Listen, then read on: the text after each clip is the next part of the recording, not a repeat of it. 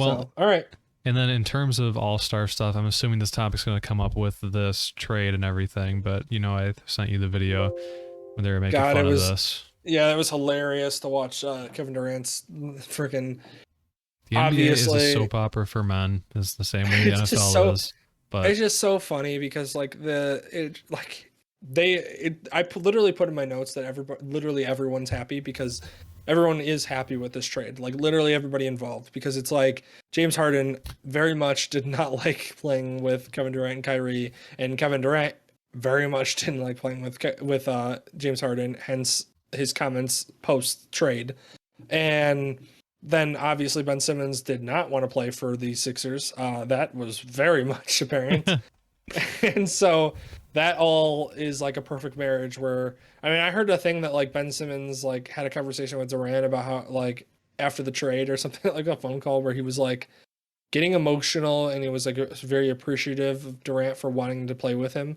And I was like, yeah, well, you also have to understand that Durant is kind of happy because James Harden's gone. It's like yeah. he's more happy that James Harden's gone than he is happy that you're here. Like, you Right. know.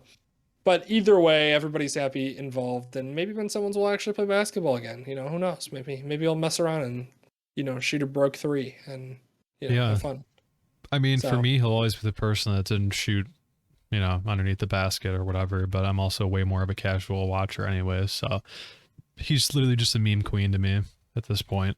yeah, I We'll will see. say though that it'll be interesting because they get a little bit more depth because they get Seth Curry, who's a good three, a good outside shooter, obviously, and then they get Drummond, who's a good down low guy. So it's really interesting because it's a little bit more depth for the Nets, and I'm curious to see how like if Kyrie will play off ball a little bit more because Ben Simmons really to be kind of effective needs the ball in his hands. He's not a guy that can float out to the 3-point line and make a shot. I mean, there's no way. So it's one of those where I'm curious if Ben Simmons is going to be the pure ball handler and Kyrie's going to play more off ball when he's actually able to get on the court. I guess I should also specify that. Yeah, there's that Uh, little part too. yeah, so it's going to be interesting to see how it plays out for the Nets. The Sixers, I mean, it's basically like they're going to get a superstar that plays a little bit better than Ben Simmons did for them at the star level. But I mean, it's also like the Sixers are kind of at square one again, where it's, hey, we have two star players and we lost some of our depth and we'll see if we can do anything in the playoffs. Like I understand two great players can win a championship, but like it's a little bit more difficult when you lose more of your depth. It's ask the Lakers about how it is to get a star player and lose some depth. Yeah. So Did you quick transition to this too? Did you see this by chance? Uh yeah, this one that Joel Embiid posted. yeah, that's hilarious. And I appreciate it. yeah. I appreciate the humor. Oh man, yeah. So, anyways, yeah, that was the big trade, but it was also like the trade that everybody was like, well, this is going to happen at some point. So, Yeah. when's it going to happen was more of the issue.